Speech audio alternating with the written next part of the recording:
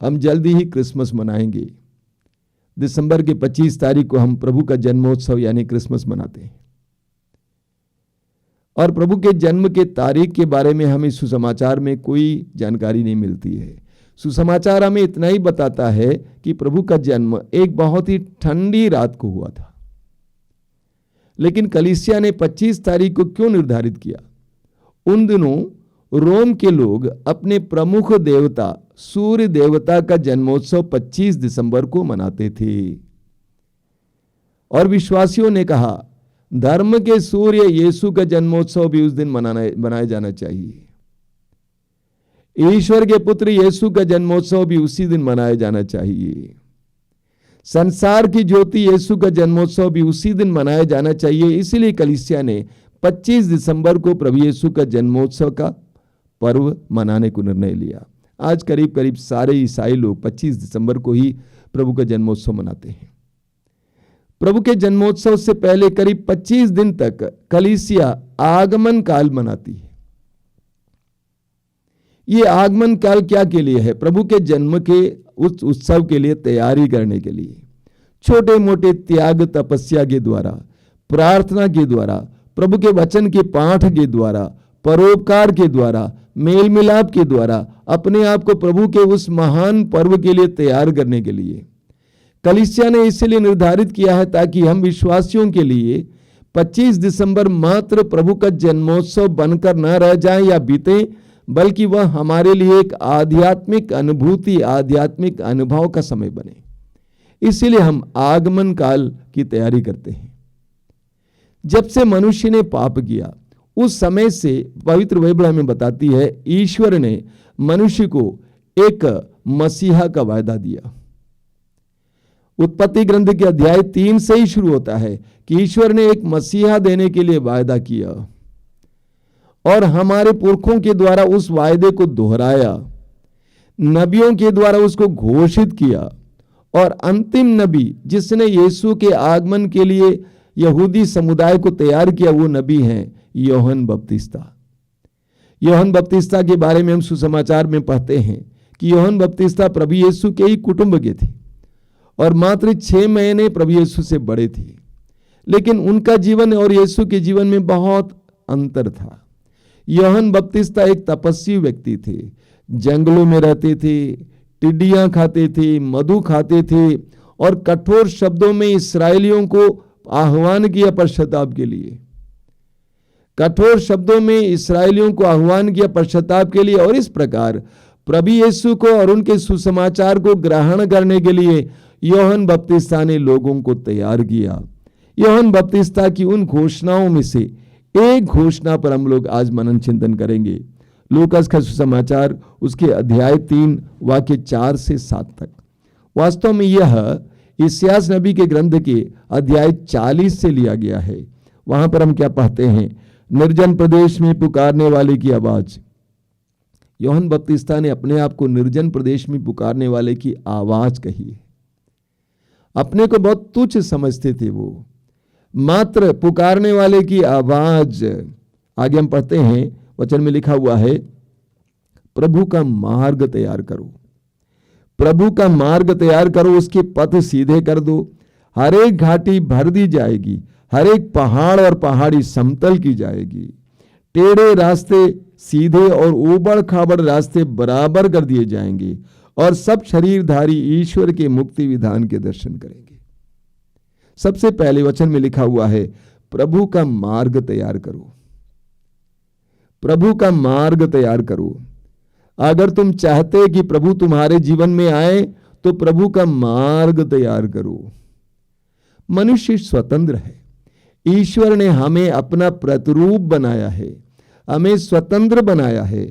हम प्रभु का स्वागत भी कर सकते हैं, तिरस्कार भी कर सकते हैं।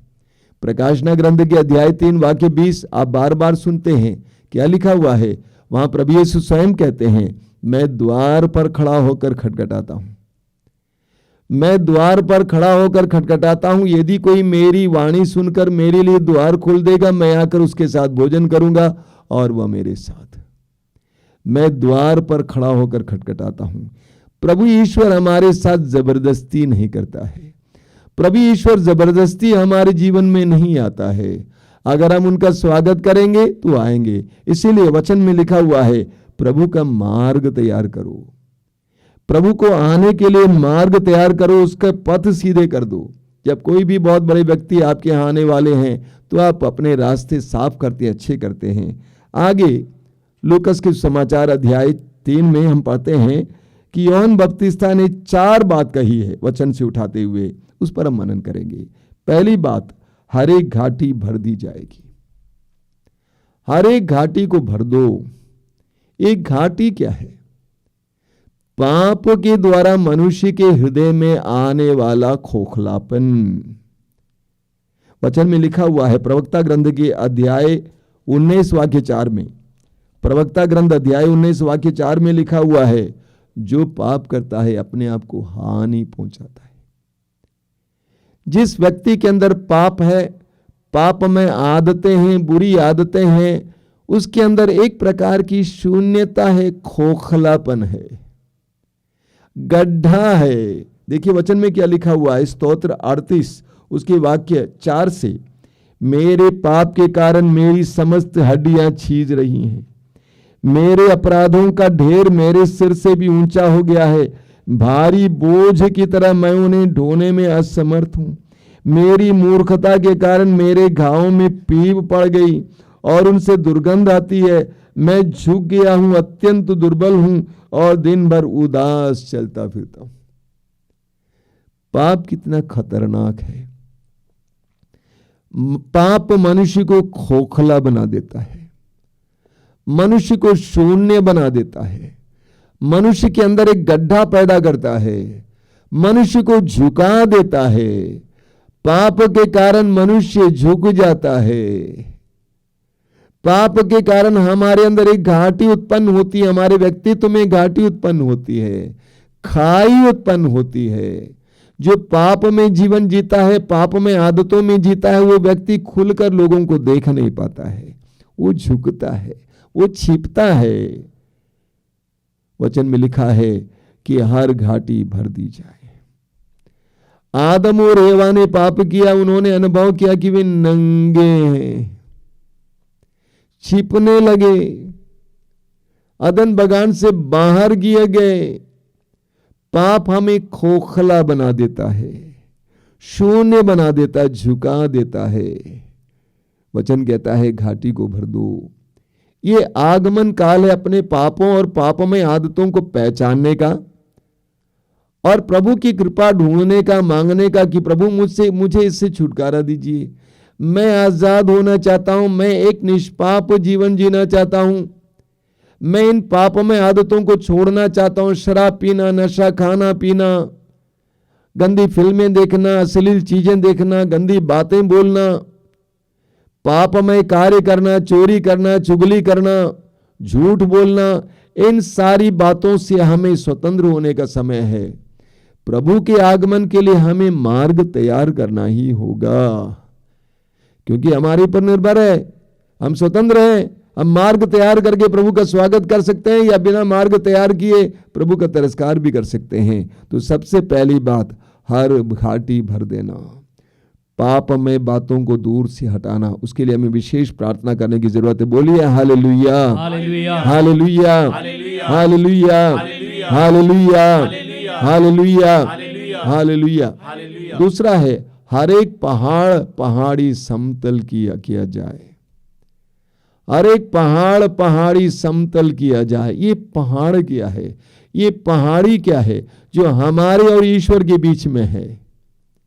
सबसे पहले हमारा अहंकार, मैं, हमारा अहंकार ईश्वर से जुड़ने के लिए, ईश्वर के हमारे जीवन में आने के लिए एक बहुत बड़ी बाधा है। अहंकार झुकने को तैयार नहीं, क्षमा करने को तैयार नहीं, देने को तैयार नहीं, माफ करने को तैयार नहीं, अपने को बहुत बड़ा समझना, पवित्र समझना, जानकार समझना। हमारा ही अहंकार ईश्वर और हमारे बीच में एक बहुत बड़ी बाधा बनता है। हमारा स्वार्थ, अपने बारे में सोचते रहते हैं, मुझे क्या मिलेगा, मुझे क्या मिलेगा। बहुत पाना चाहते हैं, बहुत पाना चाहते हैं। वचन में लिखा हुआ लूकास अध्याय 9 वाक्य 25 में, मनुष्य को क्या लाभ यदि वो सारा संसार जीत ले और अपने ही आत्मा गंवा दे। लूकास अध्याय 12 वाक्य 15 में प्रभु यीशु कहते हैं, मनुष्य के पास कितनी संपत्ति क्यों ना हो, उससे उसके प्राणों की रक्षा नहीं होती है। बहुत पाना चाहते हैं, स्वार्थ। और इसके साथ साथ हमारी संपत्ति, हमारी चीजें, इतनी सारी संपत्ति है, संपत्ति से हम मोहित हैं, आसक्त हैं, उसको हम छोड़ने को तैयार नहीं है। लूकास अध्याय 18 के उस धनी इंसान के बारे में सोचिए जो यीशु से मिलकर पूछते हैं, अनंत जीवन पाने के लिए मुझे क्या करना चाहिए। प्रभु ने कहा, अंत में कहा, अपनी सारी संपत्ति बेचकर गरीबों को दे दो। वो तैयार नहीं था, वो वापस उदास होकर चला जाता है। संपत्ति के प्रति मोह, ये हमारे प्रभु के बीच में एक बहुत बड़ी बाधा बनती है। हम प्रभु से मिल नहीं पाते, प्रभु का हम स्वागत नहीं कर पाते।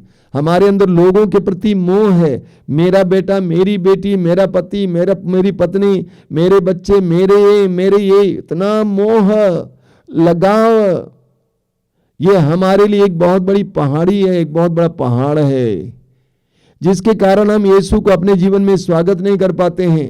वचन में लिखा हुआ है लूकास अध्याय 19 में जक्कैउस के बारे में, कि जक्कैउस के बारे में लिखा, वो प्रमुख नाकेदार थे, बहुत धनी थे और समाज के सामने एक बहुत बड़ा पापी थे। साथ ही साथ लिखा हुआ है वो नाटे थे, वो नाटे थे, इसलिए यीशु को देख नहीं पाए, क्योंकि उसके और लोगों यीशु के बीच में एक बहुत बड़ी भीड़ थी।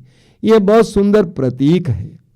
जक्कैउस नाटे थे, उसके और यीशु के बीच में एक बहुत बड़ी बाधा थी, उसकी संपत्ति उसके लिए सबसे बड़ी बाधा थी। इसीलिए यीशु से मिलने के बाद उसने क्या किया, क्या कहा, मैं अपनी आधी संपत्ति गरीबों को दे देता हूं। तो ये पहाड़ और पहाड़ी को समतल करना जरूरी है।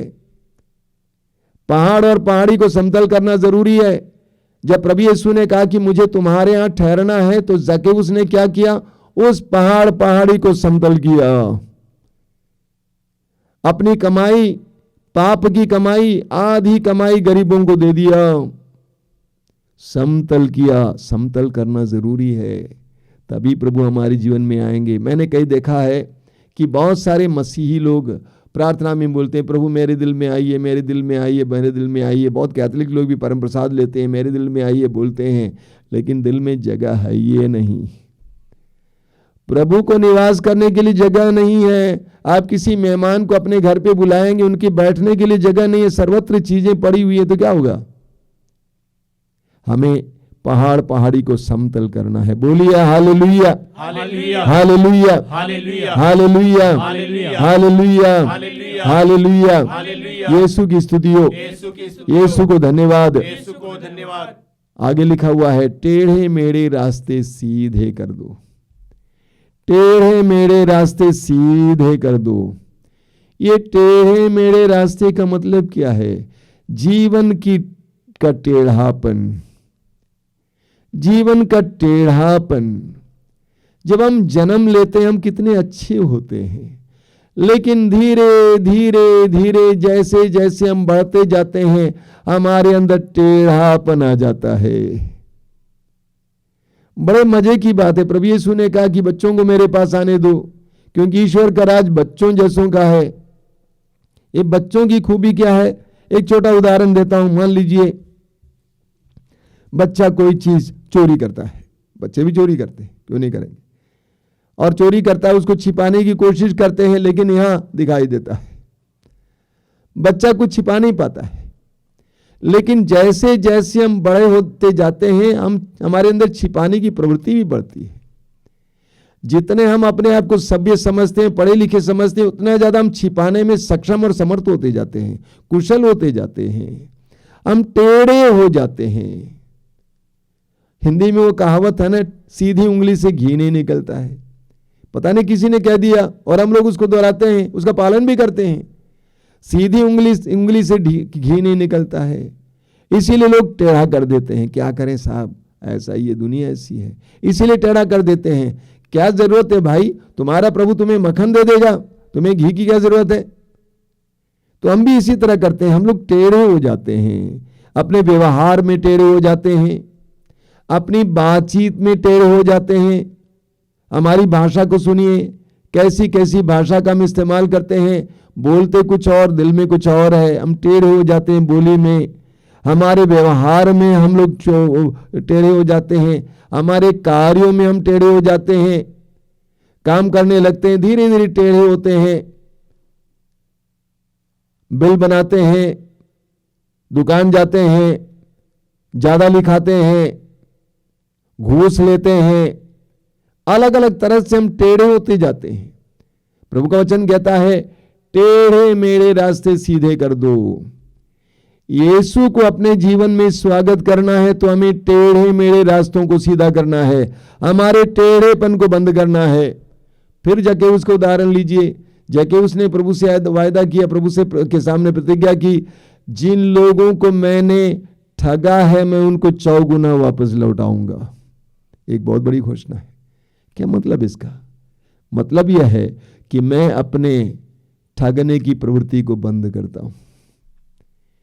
यीशु के आगमन के बाद जक्कैउस कहता है कि मैं अपने ठगने की प्रवृत्ति को बंद कर देता हूं, दूसरों को धोखा देने का काम बंद कर देता हूं। मैं ऐसे कई विश्वासियों और मसीहों से मिला हूं जो यीशु के वचन को सुनने के बाद, यीशु के पास आने के बाद पूरी तरह से सीधे हो गए हैं। जो टेढ़े मेढ़े काम करते थे वे सीधे हो गए हैं। लेकिन मैं ये भी जानता हूं बहुत सारे ऐसे विश्वासी और मसीही हैं जो अभी भी यीशु पर विश्वास करने के बावजूद बहुत टेढ़े हैं, बहुत टेढ़े हैं। टेढ़ी मेरी बातें, हर मामले में टेढ़े। प्रभु का वचन कहता है अगर हम चाहते हैं कि प्रभु हमारे जीवन में आए, मसीह हमारे जीवन में जन्म ले, हमें टेढ़े मेढ़े रास्तों को सीधा करना ही होगा।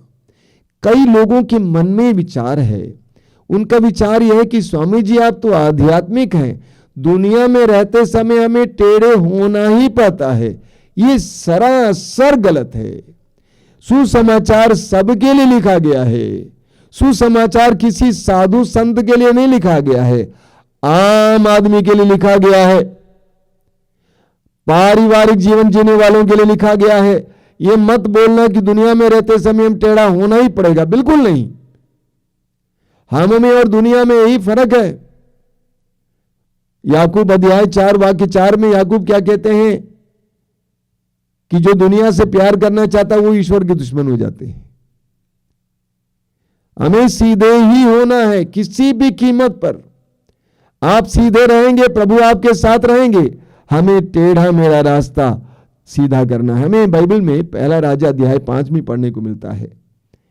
नबी एलीशा के पास आराम का सेनाध्यक्ष नामान आता है। नामान कोढ़ी था। एलीशा के कहने के अनुसार अंत में नामान यरदन नदी में 7 बार डुबकी लगाता है और वो पूरी तरह से स्वच्छ हो जाता है। फिर नामान एलीशा के सामने आ जाता है और जो उपहार लेके आया था, सोना चांदी और अच्छे अच्छे कीमती वस्त्र, एलीशा को देना चाहता है। लेकिन एलीशा ने कहा मेरे ईश्वर की शपथ मुझे तुमसे कुछ नहीं चाहिए। एलीशा के नौकर गेहजी ने इसको देखा।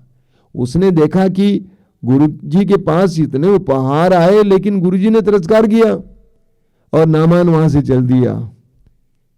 गेहजी एलीशा के नौकर धीरे से पीछे के दरवाजे से चला जाता है और नामान से कहता है आगे जाकर कि जरा ध्यान दीजिए, मेरे गुरु के कुछ शिष्य आए हैं, उनको कुछ उपहार की जरूरत है। नामान ने कहा जरूर ले जाएं। उसको ले आकर पीछे रखा। उसके बाद गेहजी एलीशा के सामने आया।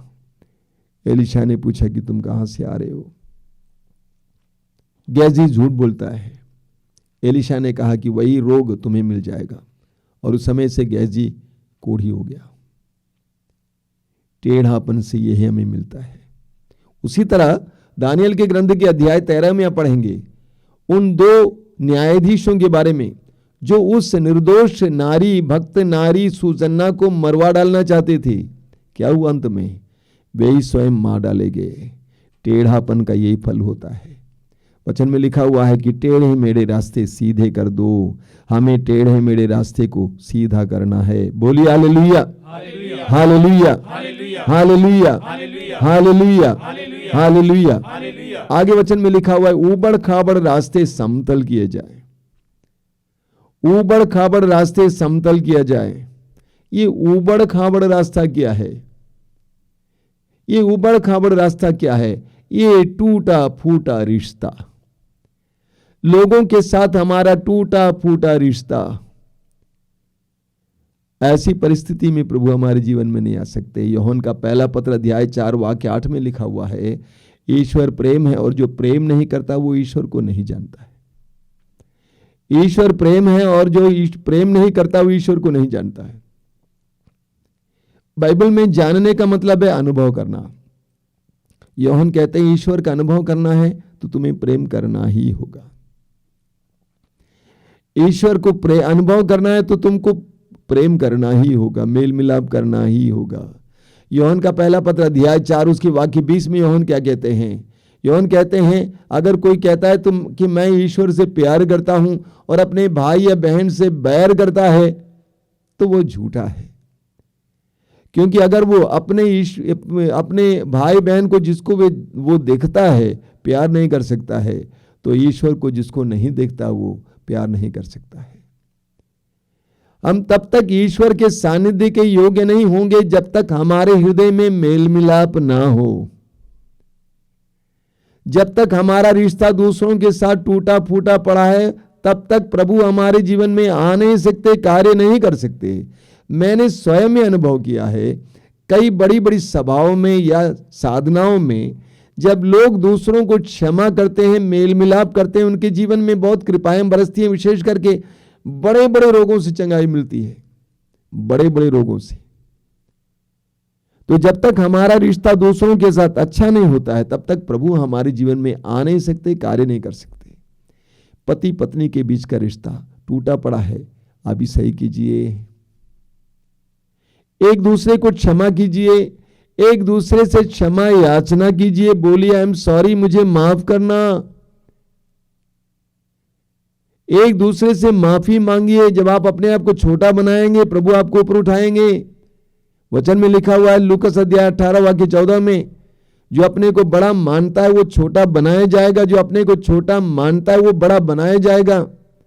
छोटा बनिए, दूसरों से माफी मांगिए, पति पत्नी से, पत्नी पति से, बच्चे माँ बाप से, भाई बहन से, बहन भाई से, पड़ोसी पड़ोसी से, रिश्तेदार रिश्तेदारों से आपस का तालमेल सही कीजिए, आपस का रिश्ता मीठा बनाइए।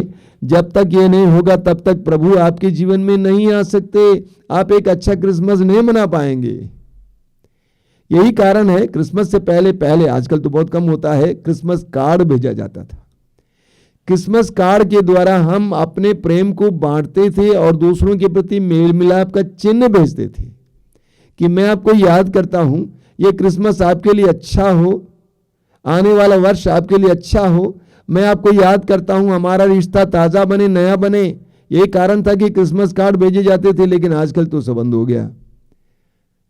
क्रिसमस से पहले प्रभु के आगमन के लिए हमें अपने हृदयों को तैयार करना है, एक दूसरे के प्रति जो टूटा पड़ा है रिश्ता उसको सही करना है, तभी प्रभु यीशु हमारे जीवन में आ सकते हैं। बोलिए हालेलुया, हालेलुया, हालेलुया, हालेलुया।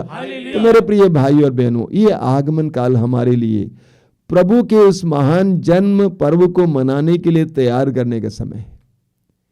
हमें सोच समझकर भली इच्छा के साथ प्रभु के जन्मोत्सव के लिए अपने आप को तैयार करना। जरा देखिए, सुनिए, याद कीजिए, जब प्रभु का जन्म हुआ था स्वर्गदूत ने ये घोषणा की, क्या? स्वर्ग में परमेश्वर की महिमा और इस पृथ्वी पर उसके कृपा पात्रों को शांति मिले। सबको नहीं, उसके कृपा पात्रों को शांति मिले। हमें प्रभु की कृपा पात्र बनना है ताकि उस बड़े दिन, उस क्रिसमस के दिन हमें प्रभु की शांति मिले, हमारे परिवारों को प्रभु की शांति मिले। इन 4 बातों का ख्याल करना। सबसे पहले वचन में लिखा हुआ है कि घाटियां भर दी जाएं।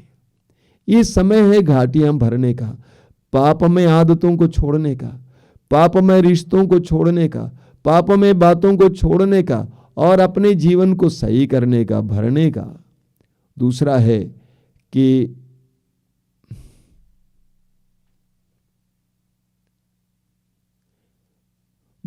पहाड़ पहाड़ी को समतल करने का, हमारे अहंकार को तोड़ने का, नम्र बनने का, हमारे मोह को तोड़ने का, प्रभु के लिए ललायित होने का। और तीसरा है टेढ़े मेढ़े रास्ते को सही करने का, हमारे गलत सलत कार्यों को सही करने का, टेढ़ापन को दूर करने का, ईमानदारी लाने का, सत्य लाने का समय है। चौथा है ऊबड़ खाबड़ रास्ते, हमारा दूसरों के साथ जो रिश्ता टूटा पड़ा है उसको सही करने का। ये आगमन काल हमारे लिए कृपा का समय हो, ताकि हम लोग इस समय प्रभु के आगमन के लिए अपने आप को तैयार करें। सचमुच 24 रात को और 25 तारीख को जब हम लोग क्रिसमस मनाएंगे, वो दिन हमारे लिए आशीष का दिन बने, कृपा का दिन बने। उस दिन हमारे और हमारे परिवार पर कृपा बरसे। आइए प्रार्थना करें। प्रभु यीशु, धन्यवाद देते इस समय के लिए, तेरी आशीषों के लिए धन्यवाद देते यीशु। तूने कहा है जो मेरे पास आता है मैं उसे कभी नहीं ठुकराऊंगा, लेकिन तूने यह भी कहा है मैं द्वार पर खड़ा होकर खटखटा रहा हूं, यदि कोई मेरी वाणी सुनकर मेरे लिए द्वार खोल देगा, मैं आकर उसके साथ भोजन करूंगा और वो मेरे साथ है। प्रभु यीशु, तो हमारे हृदय के द्वार पर खड़ा है, शायद वर्षों से खड़ा है, महीनों से खड़ा है, ताकि हम तेरी आवाज को सुने, तेरे खटखटाने की आवाज को सुने, तेरे मृदुल आवाज को सुने और तेरे लिए द्वार खोल दे, ताकि तू हमारे जीवन में आए, परिवार के जीवन में आ जाए। प्रभु यीशु, इन दिनों तेरे आगमन के लिए अपने आप को तैयार करने के लिए, अपने परिवार को तैयार करने के लिए हमें कृपा दीजिए। आने वाला क्रिसमस, तेरा जन्मोत्सव हमारे लिए वास्तव में एक अनुग्रह का उत्सव बने, कृपाओं का उत्सव बने। धन्यवाद यीशु, तेरी स्तुति, तेरी आराधना, तेरी महिमा, तेरी महिमा, तेरी स्तुति, तेरी आराधना।